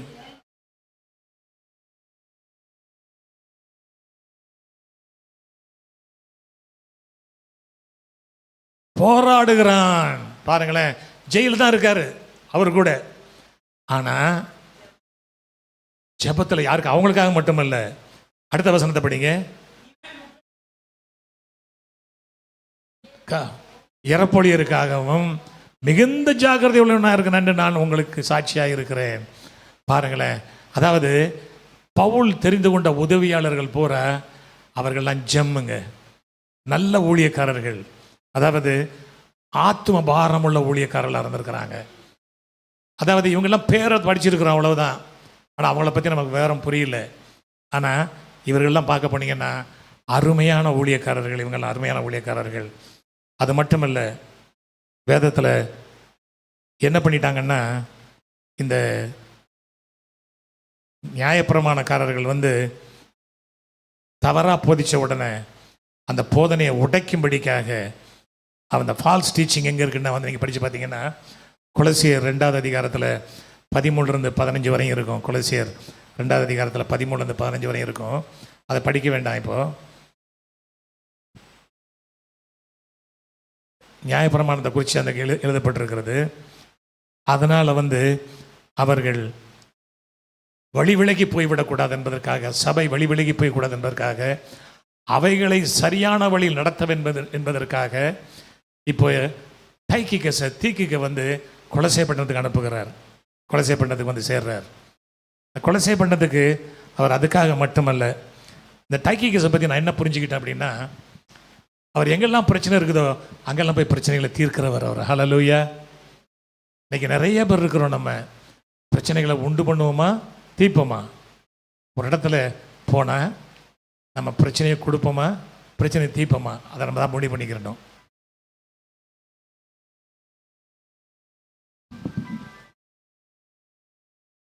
பிரச்சனையை தீர்க்கிறவர்களாக இருக்க வேண்டும். அவர் எங்கே போனாலும், அதாவது I could see him as a very good trouble shooter. எங்கே போனாலும் பிரச்சனைகளை தீர்க்கிறவர் ஒரு மனிதனாக இந்த டைக்கிகஸ் விளங்குகிறார். நல்ல ஒரு ஊழியக்காரனாக விளங்குகிறார். டைக்கிகஸ் விளங்குகிறார். அதாவது நீங்கள் கொலோசியர் 2வது அதிகாரம் 13 - 16 வரையும் படிங்க. கொலோசியர் 2வது அதிகாரம் 13 - 16 வரைக்கும்.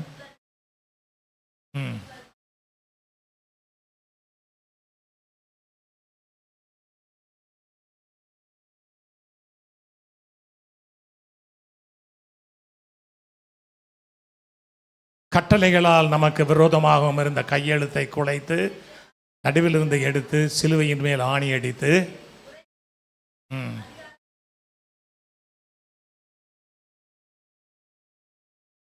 வெற்றி சிறந்தார். இங்கே பாருங்க, தெளிவான ஒரு டாக்டரினை எழுதுகிறார். யாரு?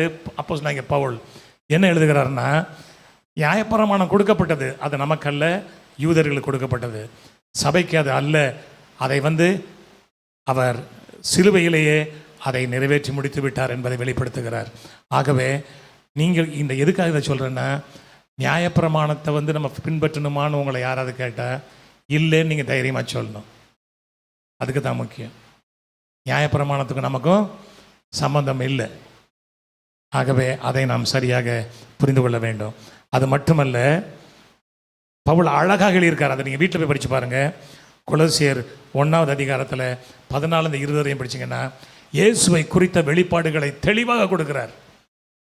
தெளிவாக கொடுக்கிறார். தெளிவாக கொடுக்கிறார். வீட்டில் போய் படித்து பாருங்கள், இங்கே படிக்க வேண்டாம். அது மட்டுமல்ல, இங்கே கொலோசியர் 4வது அதிகாரம் 4வது அந்த காலத்தில் அவருக்கு ஊழியக்காரங்க நிறைய பேர் இல்லை பக்கத்தில் அனுப்புறதுக்கு. ஆகவே திரும்ப திரும்ப இந்த டைக்கிகஸை அனுப்பி கொண்டிருக்கிறார். இங்கே கொலோசியர்கள் 4வது அதிகாரத்தில் 9வது வசனத்தை படித்து பாருங்க. உண்மையுள்ள பிரியமுள்ள சகோதரனாகிய ஓனேசிம் என்பவனையும் உங்களிடத்தில் அனுப்பியிருக்கிறேன். அவர்கள் இவ்விடத்து செய்திகளை எல்லாம் உங்களுக்கு அறிவிப்பார்கள். இந்த வசனத்திலிருந்து என்னங்க புரிஞ்சுக்கிறீங்க? அதாவது நான் தீக்குக்கு அனுப்புகிறேன். தீக்குக்கு மட்டுமல்ல, தீக்கு கூட யார் அனுப்புகிறேன்? ஓனேசிமை அனுப்புகிறேன். இந்த ஓனேசிமை யாருங்க?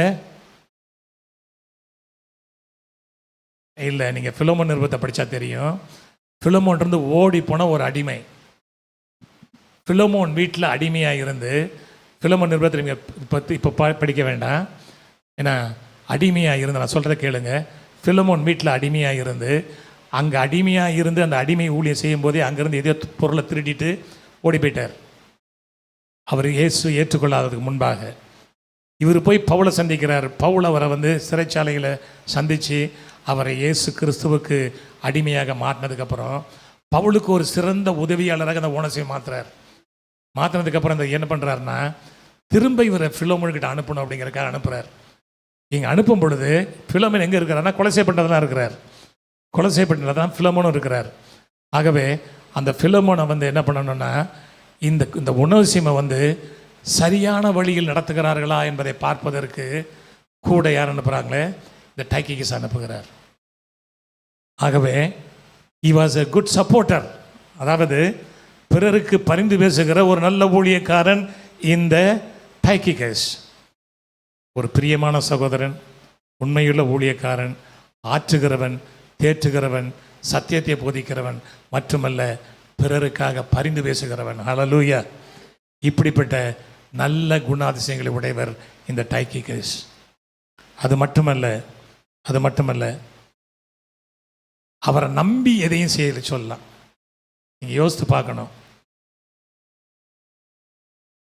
நம்பிக்கைக்கு உரியவர்களாக நாம் இருக்க வேண்டியது அவசியம். he was dependable, trustworthy and dedicated. இந்த நிலைமை நமக்கு வரணுங்க. நாம் சபையில் நமக்கு ஒரு ஊழியத்தை கொடுக்குறாருன்னா, ஆண்டவர் கொடுக்குறாருன்னா, அல்லது சபையில் நாம் ஏதாவது செய்யணும்னா நம்ம எப்படி இருக்கணும்? டிபெண்டபிளாக இருக்கணும், ட்ரஸ்ட்வர்த்தியாக இருக்கணும், ஃபெய்த்ஃபுல்லாக இருக்கணும், டெடிகேட்டடாக இருக்கணும். அது மட்டுமல்ல, தியாகமுள்ள ஆவி உடையவர்களாக இருக்கணும். இந்த குணாதிசயங்கள் நான் யார்கிட்ட நான் பார்க்குறேன்னா வந்து டைக்கிகஸ்ட்டை பார்க்குறேன். அது மட்டுமல்ல, அவர் மற்றவர்களை உற்சாகப்படுத்துகிற ஒரு மனிதன். சோர்ந்து போயிருந்தாங்க கொலை திருச்சபை, சோர்ந்து போயிருந்தாங்க எபேசு திருச்சபை. அங்கே போய் அவர்களை ஆறுதல் படுத்துகிறார், அவர்களை தேற்றுகிறார். ஆகவே இந்த நல்ல ஊழியத்தை அவர் செய்து கொண்டிருக்கிறார். இன்னும் ஒரு சில காரியங்களை சொல்லி நான் முடிக்க விரும்புகிறேன். அடுத்தது இந்த தீக்குவை குறித்து 2 தீமோத்தேயு 4வது அதிகாரம் 12-13 வசனங்கள் எழுதப்பட்டிருக்கிறது. 2 தீமோத்தேயு 4வது அதிகாரம் 12-13 நான் படிக்கிறேன். தீக்குவை நான் எபேசுக்கு அனுப்பினேன். த்ரோவா பட்டணத்தில் இருக்கிற கார்ப்பு என்பவன் வசத்தில் நான் வைத்த மேலங்கியும் புஸ்தகங்களையும் விசேஷமாக தோற்றுப்படி நீ வருகிற போது எடுத்து கொண்டு வா. இது யாருக்கு எழுதுறாருங்க? தீமோத்தேயுக்கு பவுல் எழுதுறாரு. என்ன எழுதுறாரு? இப்போ நான் ஜெயிலில் இருக்கிறேன். இந்த தீமோத்தேயு நிருபத்தை எழுதும் போது ஜெயிலில் தான் இருக்கிறார் அவர். நான் ஜெயிலில் இருக்கிறேன், நீ வரும்போது என்ன வரணும் எனக்கு? நான் மேலே இங்கே விட்டு வந்தேன் கார்பஸ் கையில், அதை கொஞ்சம் கொண்டாப்பா. அது மட்டுமல்ல நான் நிறைய படிக்க வேண்டியிருக்குது. பாருங்கள், ஒரு பெரிய ஒரு ஊழியக்காரர் அங்கே இருக்கிற புஸ்தகங்களையும் தோற்றொருளையும் நீ எடுத்துக்கொண்டு வான்னு யாருக்கு கட்டளையிடுறாரு? யாருக்கு? தீமோத்தேயு கட்டளையிடுறாரு. அப்போது தீமோத்தேயு வந்து எபேசில் இருக்கிறாரு. அங்கேருந்து எபேசிலிருந்து தீமோத்தேயு போயாகணும்னா அவருக்கு ரீப்ளேஸ்மெண்ட்டாக தீக்குக்கு அனுப்புகிறார் அவர். ஹல்லேலூயா! நான் சொல்கிறது புரியுதா? நிறைய பேருக்கு புரியலைன்னு நினைக்கிறேன். அதாவது ஆஸ் எ ரீப்ளேஸ்மெண்ட் ஒர்க்கர், இருக்குன்னா எபேசு பட்டணத்தில் பவுலுக்கு அப்புறம் அதிகமாக ஊழியம் செய்தது தீமோத்தேயு ஒரு நல்ல ஊழியக்காரர். பவுலை போல ஒரு நல்ல ஊழியக்காரர், ஒரு சின்சியர் ஊழியக்காரர். ஆகவே அந்த இடத்துல அவரை போல திரும்ப ஊழியம் செய்யணும்னா அவருக்கு தகுந்த, அவருக்கு ஏற்றபடி அவருடைய நிலையில் இருக்கிற ஒரு மனிதன் தேவை. அது இந்த தீக்குக்கு போகிறார். போய் அந்த இடத்துல வந்து ஊழியம் செய்கிறார். அதாவது இதில் என்னென்ன தெரிய வருதுன்னா வந்து அவருக்கு ஆவிக்குரிய புரிதல் அதிகமாக இருந்தது. அதனால் அவரால் எந்த இடத்துலையும் போய் சரியானபடி ஊழியம் செய்ய முடியும். நமக்கு தெரியும் இப்போல்லாம், அதாவது இந்த வெள்ளம் வந்துட்டு மழை அதிகமாக பெஞ்சிச்சு, தண்ணி அதிகமாக போயிட்டுன்னா பேரிடரில் வந்து இராணுவம் வந்து உதவி செய்யும் பாருங்க. எங்கெல்லாம் இராணுவம் போதோ அங்கெல்லாம் ஒழுங்காக அவசரமாக துரிதமாக பிரித்து கட்டி வேலை செய்வாங்கள்ல. அதே போல் இந்த டைக்கிகஸ் என்பவர் பேரிடர் காலங்களில் சபைக்கு தூணாக உதவியாக இருந்தார். ஹல்லேலூயா! அதைத்தான் நான் சொல்ல விரும்புகிறேன். எப்பெல்லாம் பவுலுக்கு பிரச்சனை வருதோ, எப்பெல்லாம் ஆள் தேவைப்படுதோ, அப்பெல்லாம் அவர் என்ன பண்ணுறாரு? இவரை அனுப்புகிறாரு. இவரை ஓடி போய் பார்க்க சொல்கிறாரு. அதாவது நீ வந்துரு, உனக்கு பதிலாக அங்கே டைக்கிகஸ் பார்த்துக்கிடுவோம் அப்படின்ட்டு. ஸோ இதில் நீங்கள் எவ்வளோ தூரம் புரிஞ்சுக்கிட்டு இருக்கிறீங்கன்னு எனக்கு தெரியல. நான் வந்து இந்த ஊழியக்காரனை ரொம்ப மேன்மையாக நினைக்கிறேன். காரணம், பவுலை போல ஒரு சிறந்த ஞானியை மதிக்கக்கூடிய அளவுக்கு உள்ள ஒரு ஊழியக்காரர். யோசித்து பாருங்க. அப்படின்னா என்னை போல இருக்கிற ஒரு ஊழியக்காரர் அப்படின்னு பவுல் நினைக்கிறாருன்னா அவர் எவ்வளோ பெரிய ஊழியக்காரராக இருக்கணும். ஹல்லேலூயா. ஆனால் வேதத்தில் அவருடைய பேர் எழுதப்பட்டிருக்குது, ஆனால் நமக்கு தெரியாது அவருடைய ஊழியத்தை பற்றி. ஆனால் இதெல்லாம் படிக்கும் பொழுது இதை நாம் புரிந்து கொள்கிறோம். கடைசியாக ஒன்றை சொல்லி நான் முடிக்க விரும்புகிறேன். தீத்துக்கெழுதின நிருபம் 3வது அதிகாரம் 12வது வசனத்தை நான் உங்களுக்காக வாசிக்கிறேன். தீத்துக்கெழுதின நிருபம், நான் அர்த்தமையாவது தீக்குக்கையாவது உன்னிடத்தில் அனுப்பும்போது நீ நிக்கோபோலிக்கு என்னிடத்தில் வர ஜாக்கிரதைப்படு, மாறி காலத்திலே அங்கே தங்கும்படி தீர்மானித்திருக்கிறேன். இது யாருக்கு எழுதுறாருங்க? தீத்துக்கு எழுதுறார். அதாவது திமோத்தேயை வர சொல்லிட்டாரு. இப்போ ஒரு காலகட்டத்தில் இவர் நான் நிக்கோபோலியில் தங்க போகிறேன்பா, நீ அங்கே வா, எனக்கு உதவிக்கு நீ வா. ஆனால் நீ அங்கே இருக்கிறதுக்கு பதிலாக உனக்கு பதிலாக யாரை அனுப்புகிறேன்? தீக்குக்கு அனுப்புகிறேன். He will take care of the church. அவர் அந்த சர்ச்சை பொறுப்படுத்திக் கொள்வார் என்று அனுப்புகிறார். பாருங்களேன், எபேசுவை பொறுப்பெடுக்க, கொலசையை பொறுப்பெடுக்க. இது கிரேத்தா தீவில் இருக்குது. இது எங்கே இருக்குது? இது கிரேத்தா தீவில். இந்த கிரேத்தா தீவு என்ன, நீங்கள் அதை படித்து பாருங்களேன். அதாவது கிரேத்தா தீவில் தீத்துவை போட்ட காரியமே, ஊழியத்துக்கு போட்ட காரியத்தை அங்கே பவுல் எழுதுகிறார். எப்படி எழுதுகிறார் பாருங்கள். 1வது அதிகாரம் 5வது வசனத்தை நான் படிக்கிறேன். அங்கே தான் டைட்டஸினுடைய ஊழியம் என்னென்று தெரிவது. குறைவாய் இருக்கிறவர்களை ஒழுங்குபடுத்தும்படிக்கும் நான் உனக்கு கட்டளையிட்டபடியே பட்டணங்கள் தோறும் மூப்பரை ஏற்படுத்தும்படிக்கும் உன்னை கிரேத்தா தீவிலே விட்டு வந்தேன். அப்படின்னு என்ன அர்த்தம்? அந்த காலத்தில் மூப்பர்களை ஏற்படுத்துவாங்க. எப்படின்னா, போய் ஒரு இடத்துல சுவிசேஷம் அறிவிப்பாங்க. ஒரு 10 பேர் ரட்சிக்கப்பட்டாங்கன்னா அந்த ரட்சிக்கப்பட்ட 10 பேரில் ஒருத்தரை மூப்பர் ஆக்கிடுவாங்க. அதாவது வயசு முதிர்ந்தவர். மூப்பர்னா வேறு யாரும் இல்லை, எல்டர், வயது மூத்தவர். அவர் அங்கே பொறுப்பாக கொடுத்துட்டு இவங்க புறப்பட்டுருவாங்க. ஆனால் திரும்ப திரும்ப போய் அவங்களுக்கு உதவி செய்வாங்க, போதிப்பாங்க, அவர் அப்படி பழக்க வைப்பாங்க. அந்த காலத்தில் பைபிள் காலேஜெலாம் கிடையாது, இந்த காலத்தை போல் பைபிள் காலேஜெலாம் கிடையாது. அதனால் இவங்க போய் ஒரு மூப்பரை ஏற்படுத்தி இதே மாதிரி தீத்து அனுப்புகிறாரு. நீ போய் அங்கெல்லாம் மூப்பரை ஏற்படுத்துப்பா சபைகளில் அப்படின்னு எழுதுறாரு. இது எப்படிப்பட்ட தீவு தெரியுமா? அந்த தீவை பற்றி நீங்கள் படிச்சிருக்கிறீங்க இல்லையா? 1வது அதிகாரம் 12வது வசனத்தை படிங்களேன். நானே படிக்கிறேன். கிரேத்தா தீவார், ஓயா பொய்யர், துஷ்ட மிருகங்கள், பெருவயிற்று சோம்பேறிகள் என்று அவர்கள் ஒருவனாகி அவர்கள் தீர்க்கதரிசியானவனே சொல்லியிருக்கிறான். கிரேத்தா தீவர் எப்படிப்பட்டவங்களாங்க? ஓயா பொய்யர், துஷ்ட மிருகங்கள், பெருவயிற்று சோம்பேறிகள்.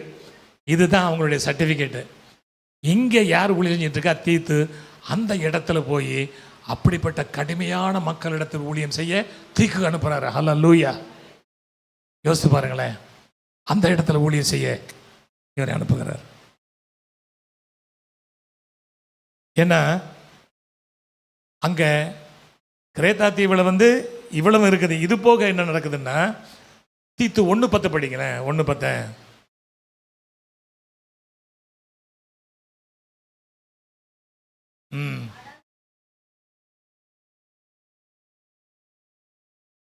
இருக்கிறார்கள். கிரேத்தா தீவில் யாரெல்லாம் இருக்கிறாங்களாங்க? விருத்த சேதனம் உள்ளவர்கள், அடங்காதவர்கள், வீண் பேச்சுக்காரரும், மனதை மயக்கிறவர்கள். இந்த நிலையின் மத்தியில் அங்கு ஊழியம் செய்ய ஒரு நல்ல மனிதரை அனுப்புகிறார். Matured character. Tychicus is a matured character. அதை நான் புரிஞ்சுக்கொள்ள வேண்டும்.